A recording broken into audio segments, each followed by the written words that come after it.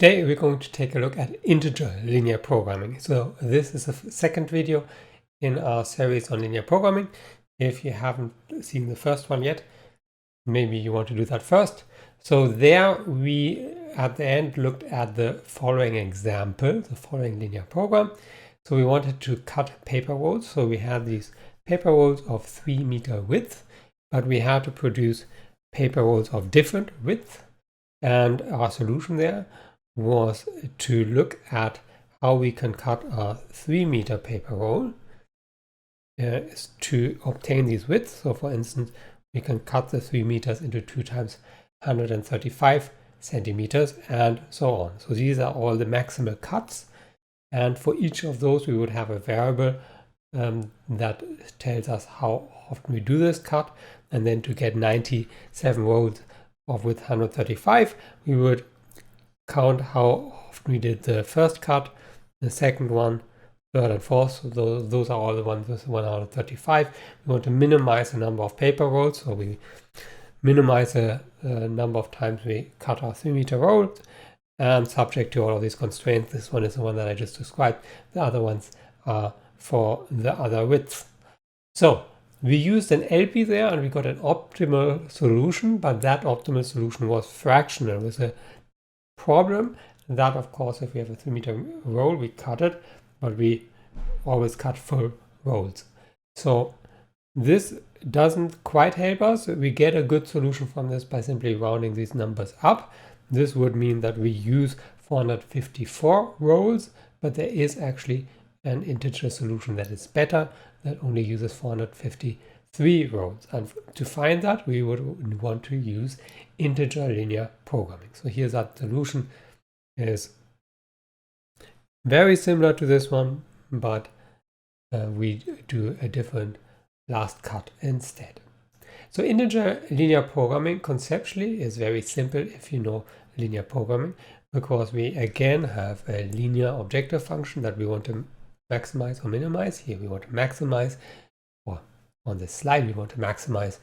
We have our linear inequalities as constraints.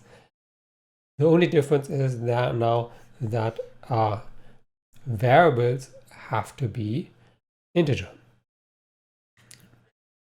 Integer linear programming, in contrast to linear programming, is an NP-hard problem. There are different versions. So there are, for instance, 0-1 linear programs, and then all of the variables have to be either 0 or 1. There's also mixed integer linear programming, where you can use integer. Some of the variables have to be integer, but some of them are real numbers. And the NP hardness is most easily seen. So with the 0-1 linear programming, so 0-1 you can encode, for instance, false and true, or choosing something in a set or outside. So it's fairly easy to use this, as we will see, to formulate an ILP for an NP-hard problem. And then it's clear that integer linear programming itself is NP-hard. So while linear programs as such are already very useful, integer linear programming, in particular with a variant, in particular with mixed integer linear programming included, is probably the most widespread use of linear programs, because when we solve integer linear programs, we will use linear programs as subroutines, as we will see.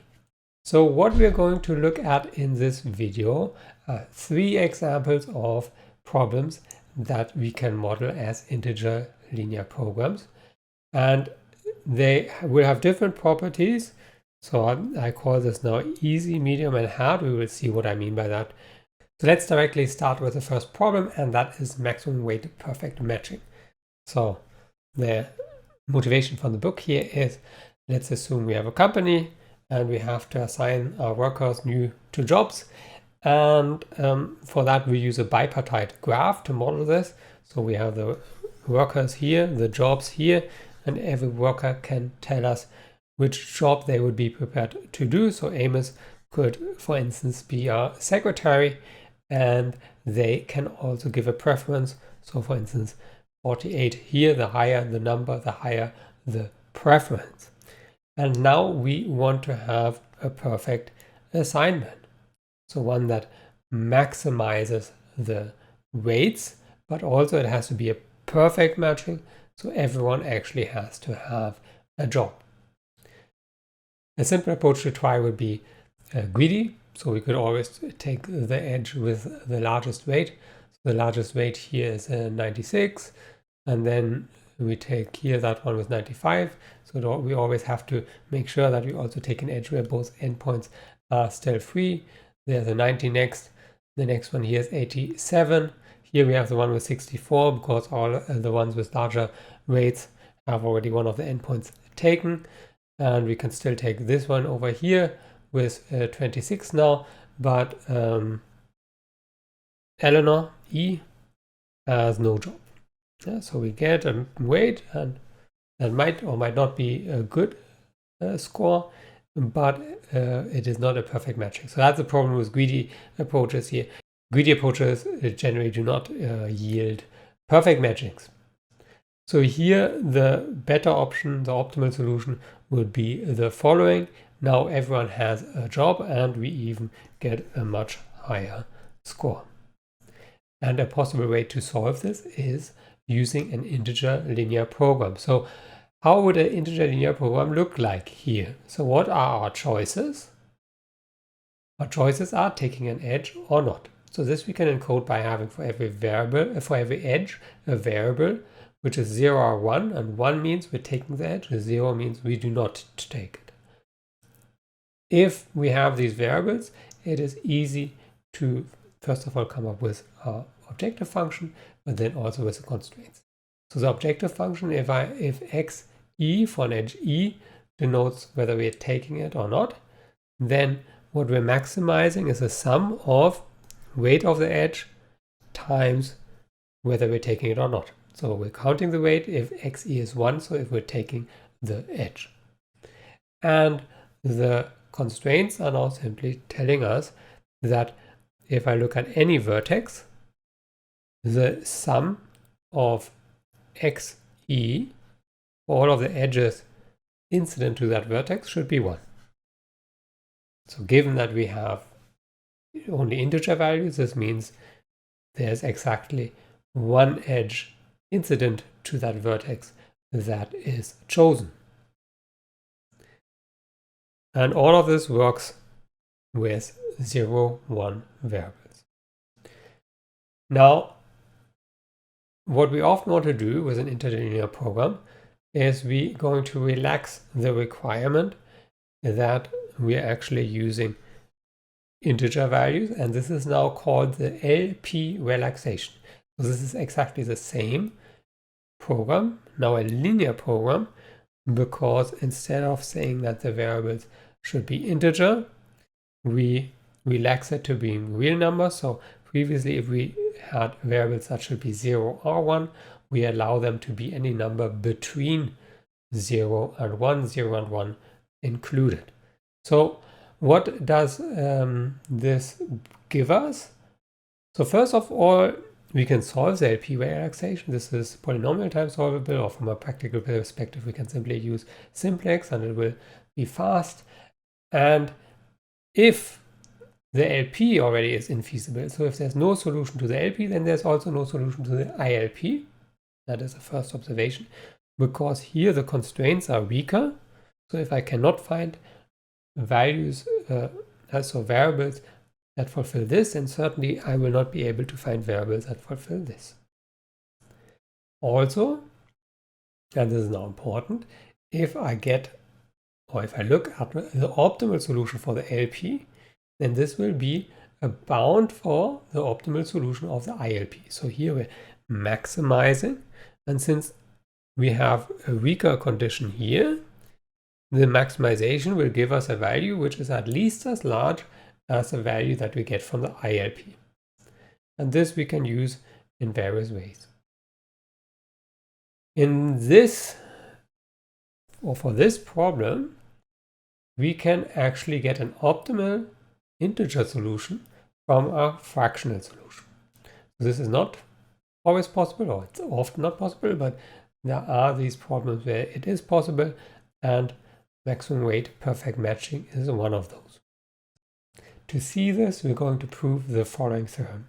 So we have a graph, it's a weighted bipartite graph, and we're going to take a look at the LP relaxation of the ILP that we've seen before. And the claim is that this has an integer optimal solution and is therefore then also a solution to the integer linear program. Not every solution to the LP relaxation will be integer, but the proof of the theorem will in particular give us a way to go from a non-integer solution to an integer solution.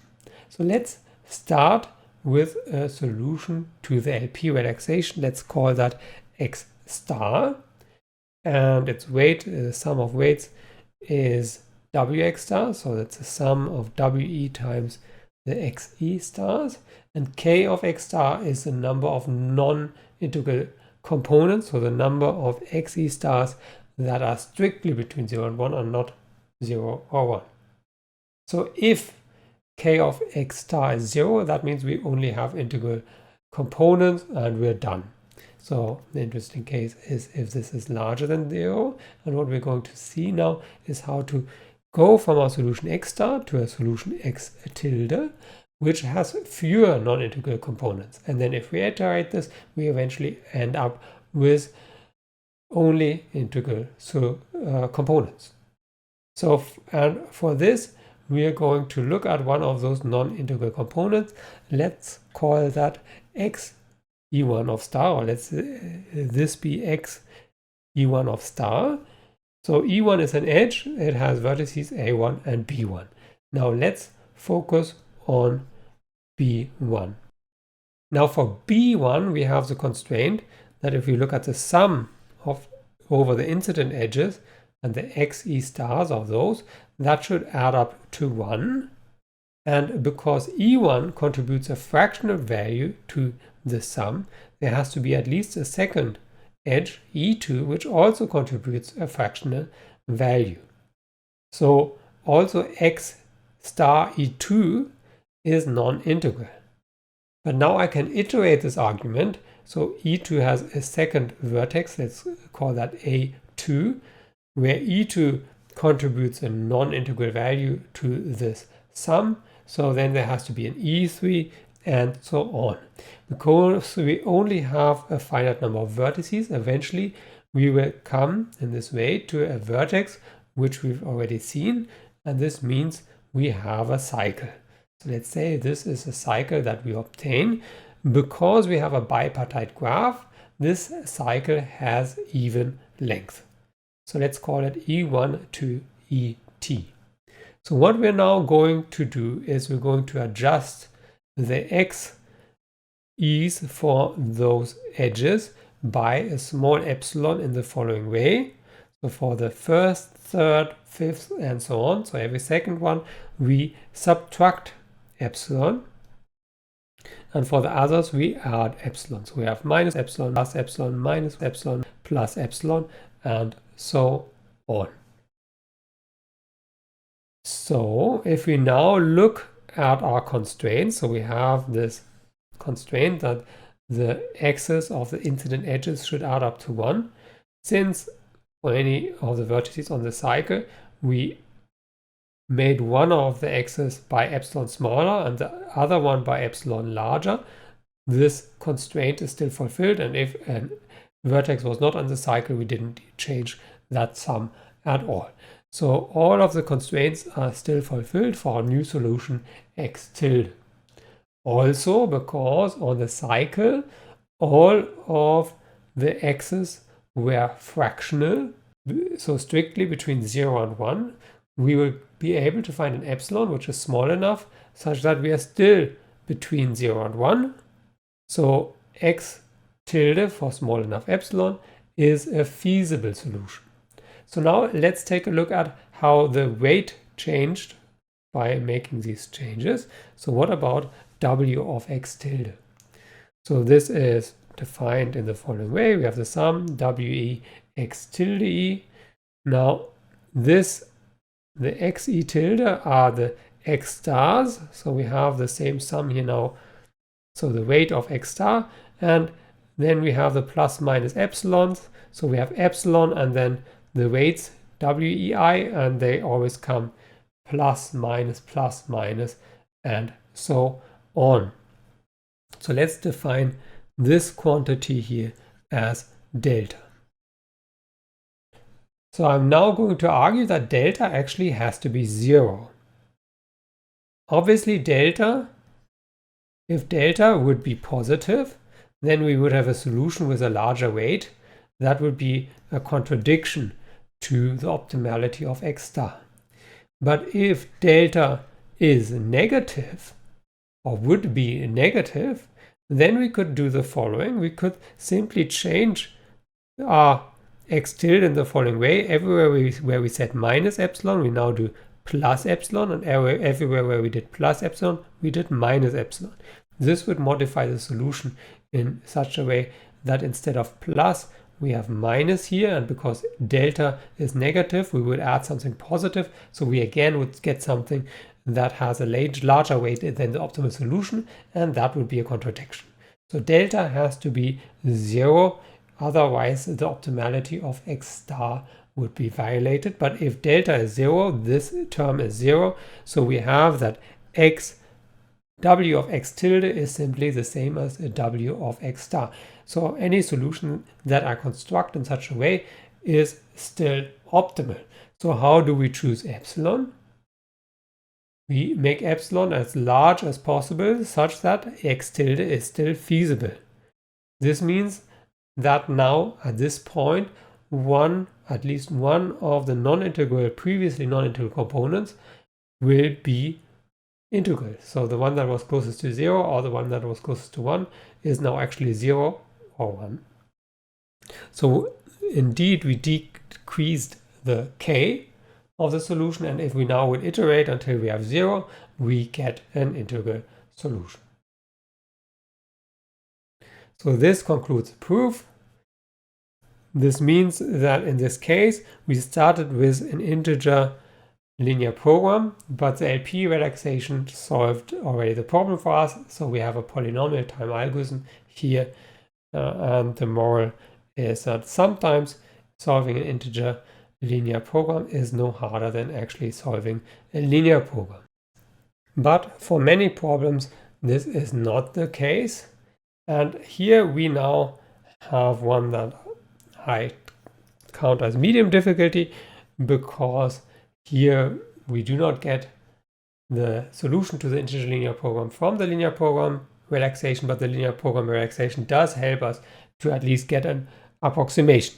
So we're looking at the minimum vertex cover problem, and this is the problem where we want to select a subset of the vertices, which should be as small as possible, such that for every edge at least one of the incident vertices is included. So this would be a vertex cover, and it would even be a minimum vertex cover. So for any edge here, let's take this edge here, at least one of the two, namely this one, is included. Of course, it's fine if both are included. It would not be fine if none are included. And we want to find the minimum vertex cover, so the one of smallest size. How can we formulate this as an ILP? We should think about what are the choices that we want to model. So the choices that we want to model, we want to pick a vertex or not pick a vertex. So for every vertex, we will have a variable, which will be either 1 if we pick it or 0 if we don't pick it.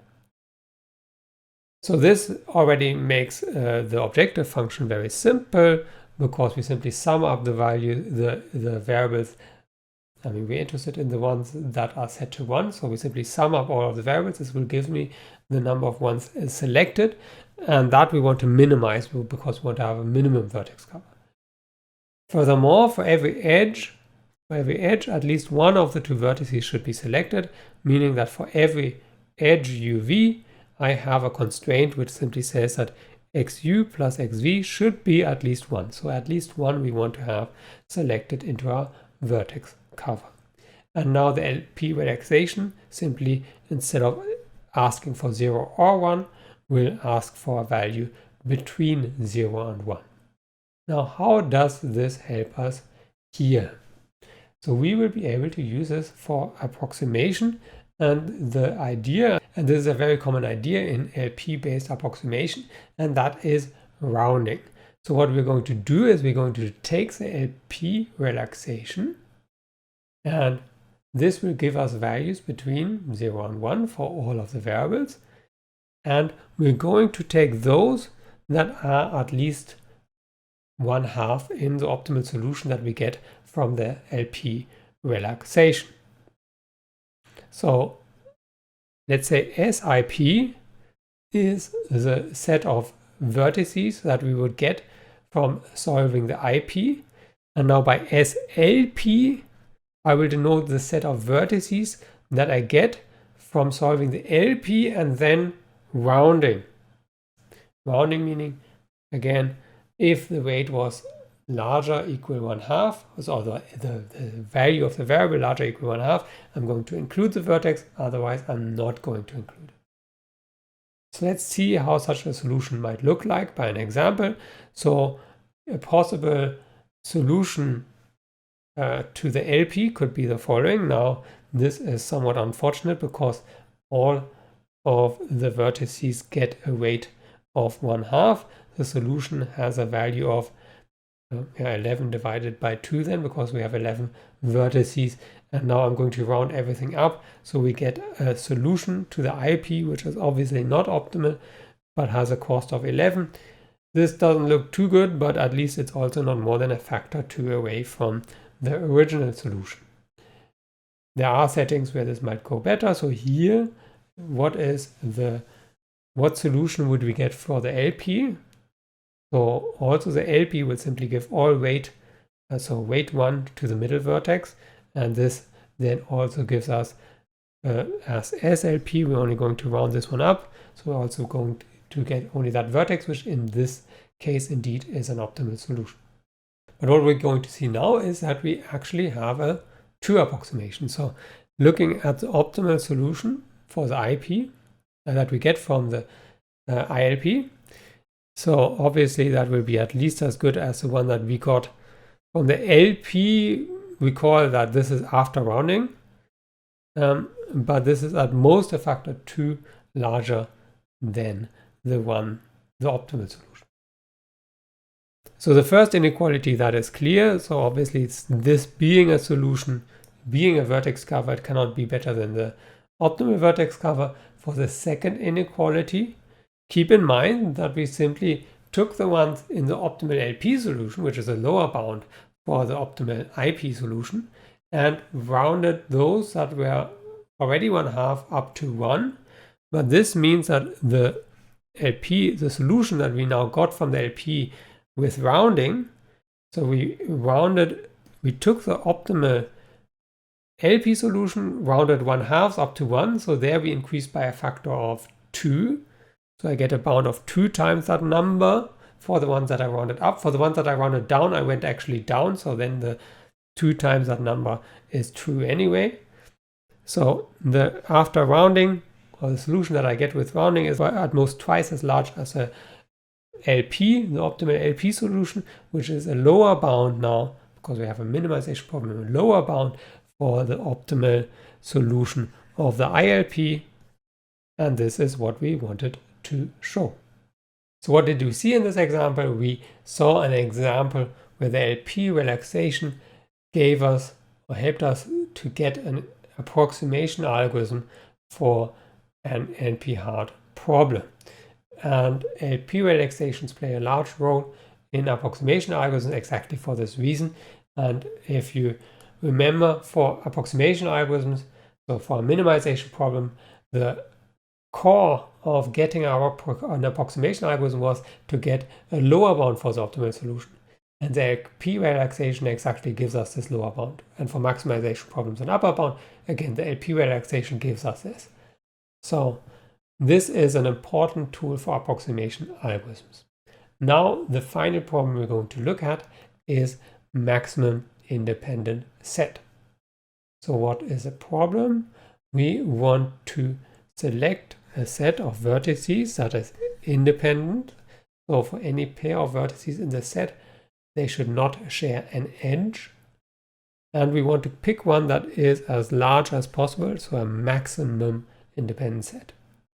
In many settings, we ask for maximal independent sets, but here we really want to have a maximum independent set, so one of largest size. How can we formulate the problem of finding such a maximum independent set as ILP? So what are our choices? So our choices is taking a vertex or not taking a vertex. And the objective function is simply maximizing the number of vertices. And the constraints are simply saying for every edge, at most one of the vertices should be selected. So that's exactly what we have here. So for every vertex, we have a variable. We want to maximize the ones that we set to 1, so the ones that we select. And for every edge, the sum of the variables for the incident vertices should add up to at most 1, meaning that we selected at most one of those. And we want to have 0, 1 variables. So ILP relaxation now just says the variables should be between 0 and 1. And this now has a problem, and the problem is the following. The ILP relaxation, if in the ILP relaxation I set each of the variables to 1/2, so first of all, this is a feasible solution because for every edge we wanted to have that the sum is at most 1, and if both endpoints contribute 1/2, this is fulfilled. But the problem is if I now sum this up, I get a solution with weight number of vertices divided by 2, because for every vertex I have 1/2. But this is already very large, and in particular if you now look at a complete graph, so a complete graph on a number of vertices, let's say n vertices, then from the argument above I know there is a solution to the ILP relaxation of size n/2. But how large is the optimal solution? So the optimal solution, as soon as you pick one of the vertices, because it has edges to all of the other vertices, you cannot pick any others. So the optimal solution actually has size 1. So the difference between what you get from the ILP relaxation and from the IP itself is actually n/2. So we do not get any approximation. So sometimes, and this is an example, ILP relaxation does not help us to approximate the optimal solution or get there anywhere close to the optimal solution. This, for this problem, should also not be too surprising because it is actually hard to approximate. So what we have seen in this video are, first of all, ILPs or IPs in general, and then 3 examples: maximum weight or maximum weight perfect matching, minimum vertex cover, and maximum independent set, where in the one case the ILP relaxation already gave us a solution to the original problem, in the second case it gave us an approximation algorithm, and in the third case it didn't help us at all.